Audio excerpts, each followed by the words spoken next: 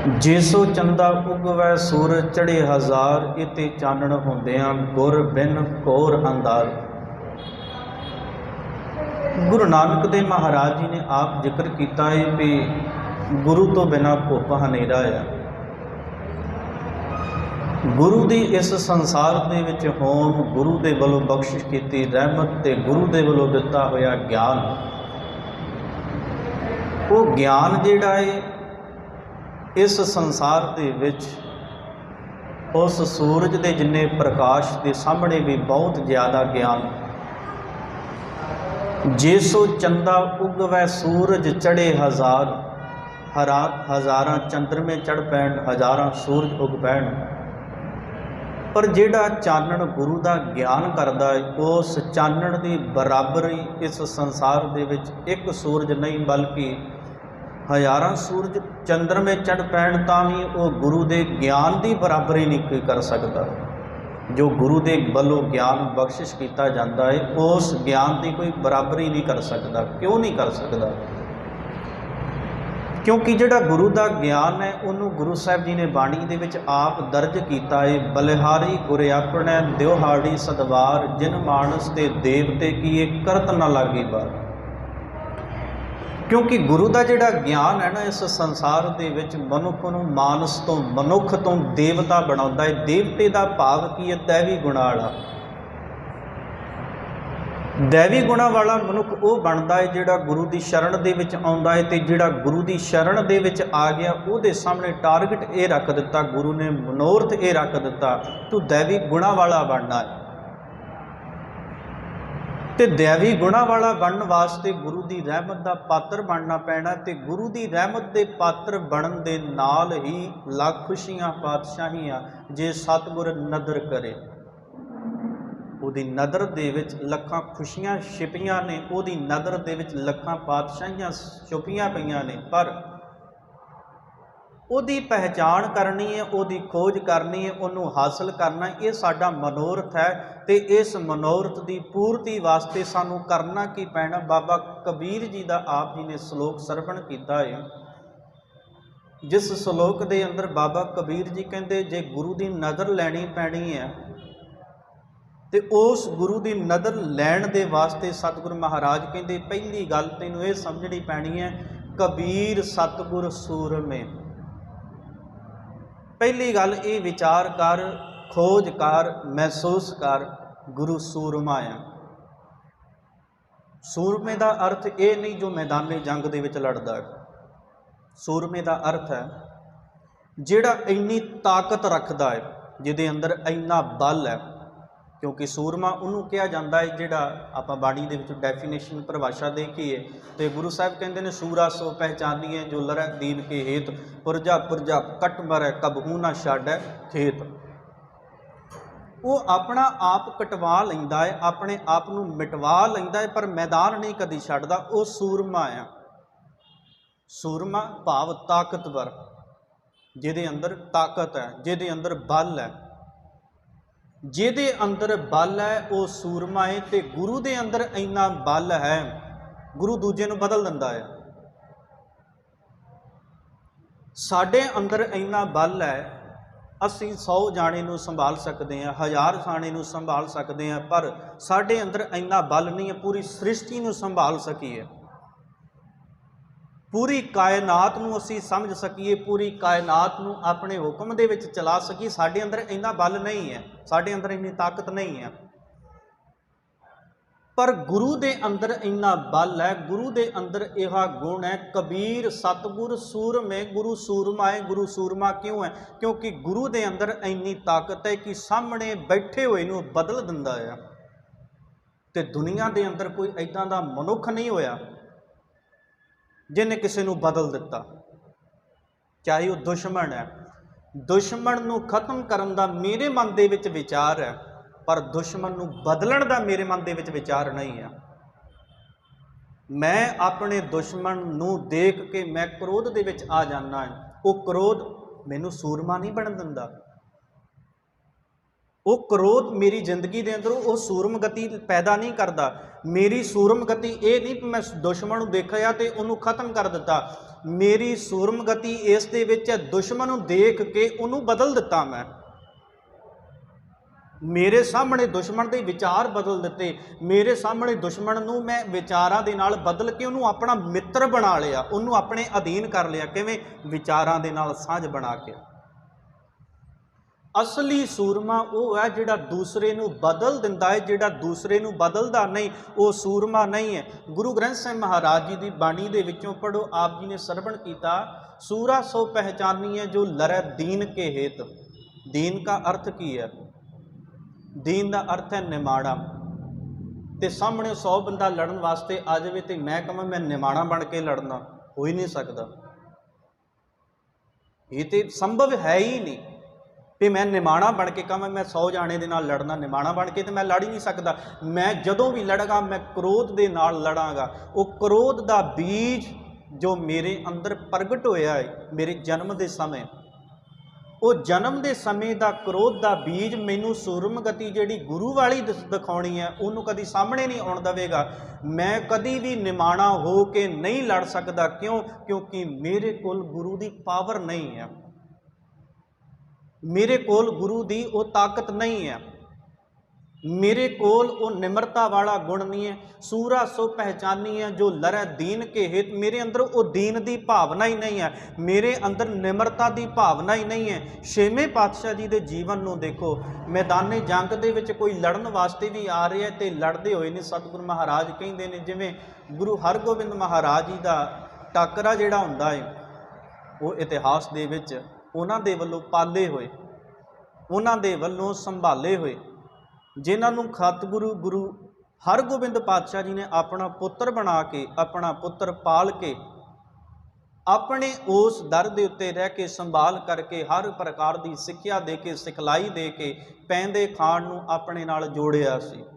ते चौथी जंग जिहड़ी करतारपुर की जंग है वो सतगुरु गुरु हरगोबिंद पातशाह जी अपने बनाए हुए पुत पैंदे खान दे नाल ही लड़ते पे ने।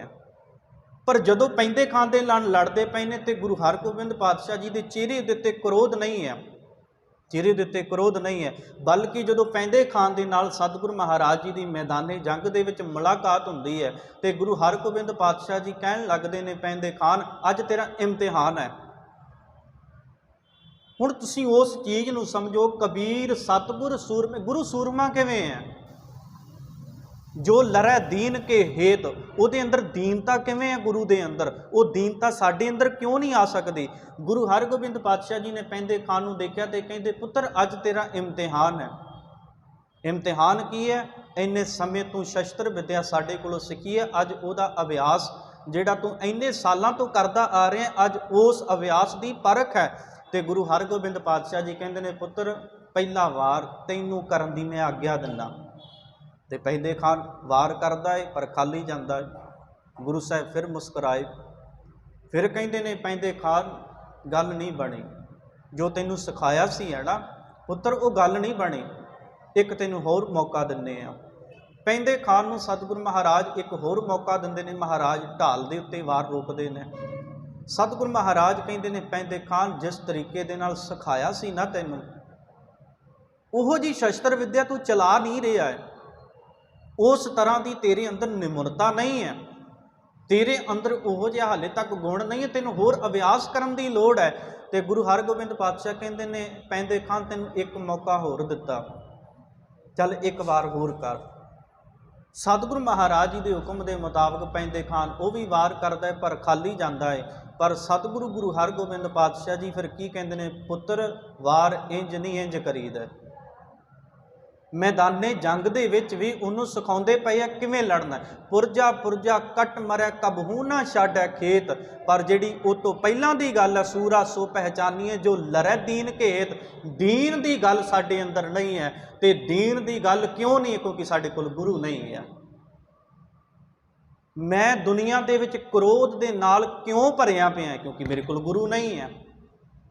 जे मेरे कोल गुरु होवे ते मैं सूरमा बन जावां, जे मेरे कोल गुरु होवे ते मैं ते मानवता दे भले वास्ते खड़ जावां, जे मेरे कोल गुरु होवे तो मैं किसी की राखी करन वास्ते, किसी की पत ढकण वास्ते, अपने आप को कुर्बान करन वास्ते तैयार हो जावां, क्योंकि वो मेरे अंदर क्वालिटी गुरु ने भर दी है। क्यों भरी है? क्योंकि गुरु ने मेरी रखिया की, मैनू पालिया, मैनू संभालिया है। धन धन रामदास गुर जिन सिरिया तिने सवारिया। सवारिया का अर्थ की है? मैनू साजिया है गुरु ने, मैनू ओहो जिहा उन्हें बनाया है। मैनू रब की कुदरत देखो तुसीं, तुसीं गुरुद्वारा साहिब बना रहे हो, मिस्त्री लाए हुए ना, मिस्त्रियों के कोल थोड़ी बहुती गलती हो सकती है, किते इंच का फर्क हो सकता है, किते ज़्यादा हो सकता है, उन्होंने सफाई दे विच कमी आ सकती है। पर कभी ध्यान दे नाल गुलाब के फुल नूं देखिया है तुसीं? गुलाब के फुल नूं कदी देखियो, जिहड़े गुलाब के फुल दीयां जिहड़ियां पंखड़ियां ना, उन्हां पंखड़ियां जिहड़ियां गुलाब के फुल दीयां पंखड़ियां, उन्होंने कभी माप के देखो, बिल्कुल एक सार है तो एक बराबर है।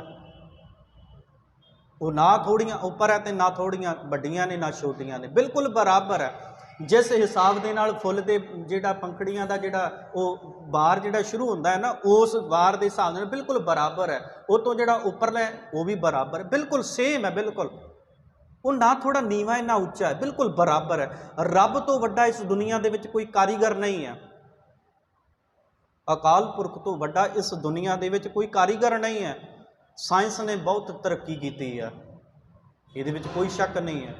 पर अज तक तुहानूं पता होवे 20% दुनिया दे विच, देश भर दे विच 20% मौतां जिहड़ियां खून की कमी करके होंदियां ने। हर चीज़ नूं बना लिया है। शरीर के अंदर अकाल पुरख ने सिस्टम किहो जिहा फिट किया है भी भोजन असीं लैने तो उस भोजन का खून बनता है।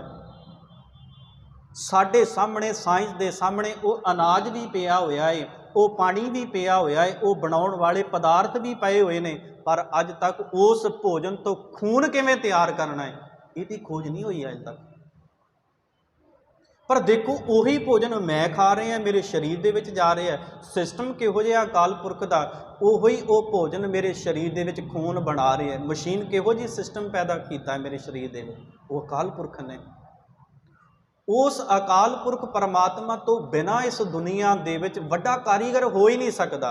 इस चीज़ को एक्सैप्ट करना पैना, मनना पैना है। कबीर सतगुर सूरमे, गुरु सूरमा है। क्यों? क्योंकि गुरु मैनू बदल दिंदा है। कोई इंसान किसी दूसरे नूं नहीं बदल सकता। बदलदा कदों है? कबीर सतगुर सूरमे, अगे बाह्या बान जो एक। गुरु अपने मुखारम बिंद तो शब्द कढ़दा है, गुरु अपने मुखारम बिंद तो शब्द कढ़दा है। वो शब्द की चोट मेरे हिरदे के उत्ते जो वजदी है ना, वो हिरदे दे विच वजी हुई चोट मैनू बदल दिंदी है।